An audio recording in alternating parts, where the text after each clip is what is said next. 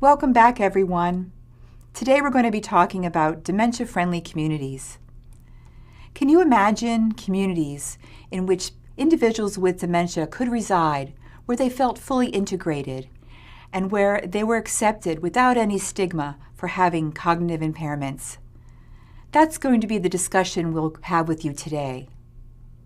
I'm Nancy Hodgson. And I'm Laura Gitlin, and we're both from the Center for Innovative Care and Aging. And today, we're going to look at what is a dementia-friendly community or dementia-capable community, which is a relatively new way of considering integrating people with dementia in their community. We're also going to identify some of the indicators of what makes a community dementia-capable or friendly. And then we're going to give select examples from around the world. What do we mean by a dementia-friendly community? It's a community where people with dementia feel empowered to have high aspiration, feel confident, and know that they can contribute and participate in activities that are meaningful to them. This slide just demonstrates the steps and all the pieces that go into making an ideal dementia-friendly community. It starts with the community assessing the needs of their particular residents. What is it that we need to do? What are the needs of the people with dementia living in our community? How can we go about mobilizing resources to help them? Help them with transportation, access to business, access to support services, access to the medical management and education needed to manage their disease. To develop a dementia-friendly community, one of the first tasks is to identify what the needs of people are. This is an example of a survey conducted by the Alzheimer's Association in the United Kingdom, and it shows that people with dementia face many barriers in taking part in everyday activities that they previously enjoyed. In fact, they found that 66% of people with dementia feel that they can no longer contribute to their community.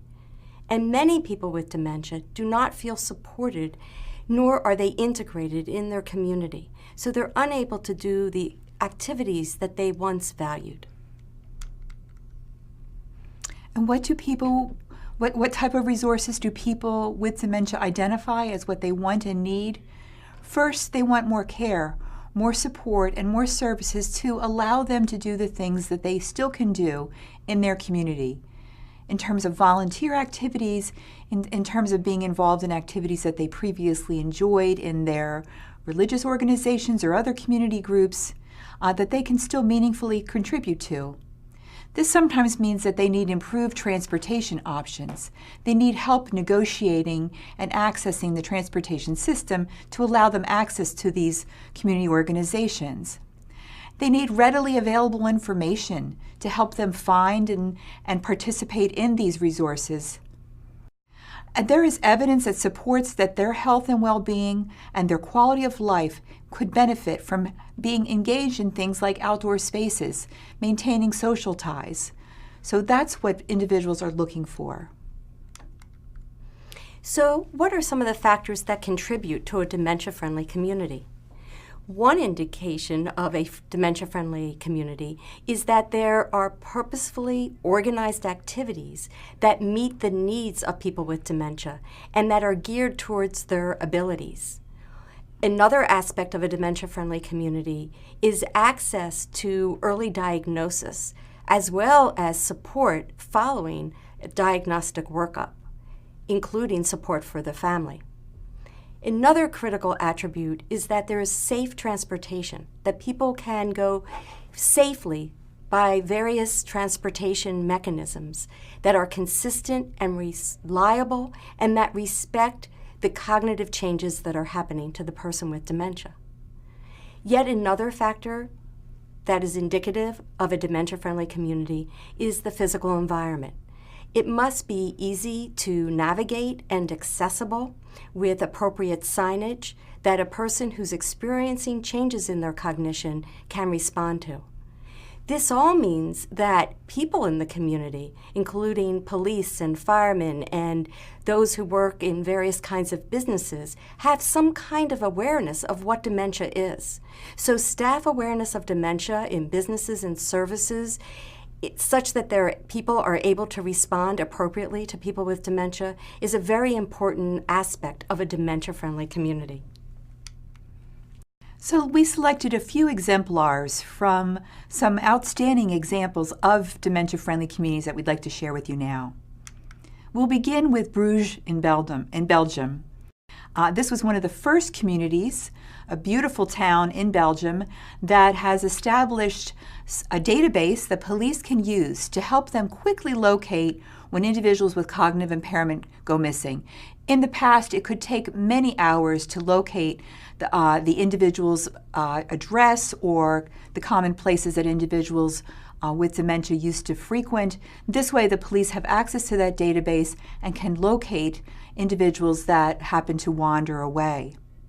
They have a number of activities that individuals can maintain engagement with, and one of the most common in town is a choir that's specifically developed for individuals with dementia. Also, they've done a lot of training of staff in different shops so that the staff can recognize individuals with cognitive impairment and work with them in their shop settings. The link here on the slide takes you to a story done by the BBC that we'll put on the last slide as well, so you can locate and find a little bit more about what's happening in Bruges. Another example is Watertown, Wisconsin, a state in the United States.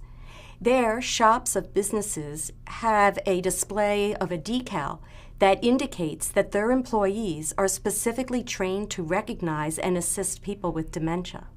Also, bank employees are trained to look for signs that customers may be scanned, which may be also a sign of a person's cognitive changes. And also in Watertown, Wisconsin, is the rise of what we refer to as memory cafes, which we'll look at in more detail in a moment. The village concept is another model of a dementia-friendly community that was launched in the Netherlands. Here, it's a long-term care setting or community that is arranged to resemble a community that individuals with dementia previously used to reside in. So the stores look like traditional supermarkets or traditional other business settings, but they're specifically designed for the individuals that live in that community, in that village, whom have some level of cognitive impairment. So let's return to the memory cafes. They're very well established throughout the United Kingdom and the Netherlands, where they were first introduced, and they're gaining a presence throughout Europe and in the United States. So there's many different locations now that have memory cafes, and they all differ. They offer participants a wide range of activities and basically just a lot of fun. They plan events and outings that might include different kinds of dancing that's appropriate for the community, carnivals. In Wisconsin, there's trout fishing and ice cream sundaes, or prairie wildflower walks and music and refreshments. And participants and family members can interact without fear of being stigmatized and have a lot of fun as well. The UK has a large incentive supporting the work of memory cafes, and this interactive map allows you to click on a particular region in the UK and find out what activities are happening there. It's supported by a non-for-profit organization and again provides these fun, supportive environments for fulfilling activities at various locations and at various schedules. So it's a helpful interactive slide that you can seek out after this presentation. Another example of a dementia-friendly community is from Santiago, Chile, in the municipality called Peñalolén. Here, the community developed an adult day center named King Tun, which is embedded in a senior center for all older adults, regardless of cognitive or physical impairments. But in turn, this senior center is embedded in a community center in which the entire community uses.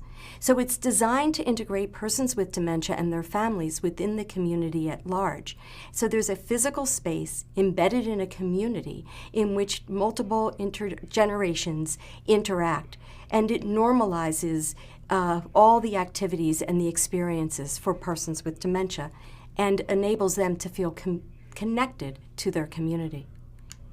Here's another example of a lunch prepared by staff who also eat with persons in the Kintoon Adult Day Center. Even if your community is not engaged in dementia-friendly community activities and hasn't begun to launch an assessment into what individuals within their community need, there are small ways in which we can begin to engage in activities that support individuals with dementia. And this is just one example that is in support of the activity called The Longest Day, which honors individuals with Alzheimer's disease and is supported by the Alzheimer's Association. Here in New York City, the Koreatown communities is participating in The Longest Day by making Korean lucky pouches called yumoni. And these pouches are one traditional way of recognizing and honoring the traditions of the grandparents.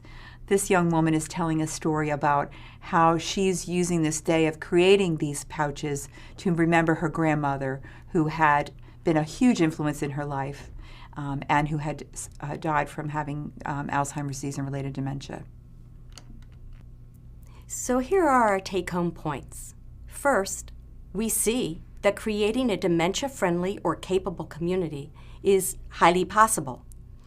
The specific characteristics of a dementia-friendly community will vary by the community's resources and cultural values.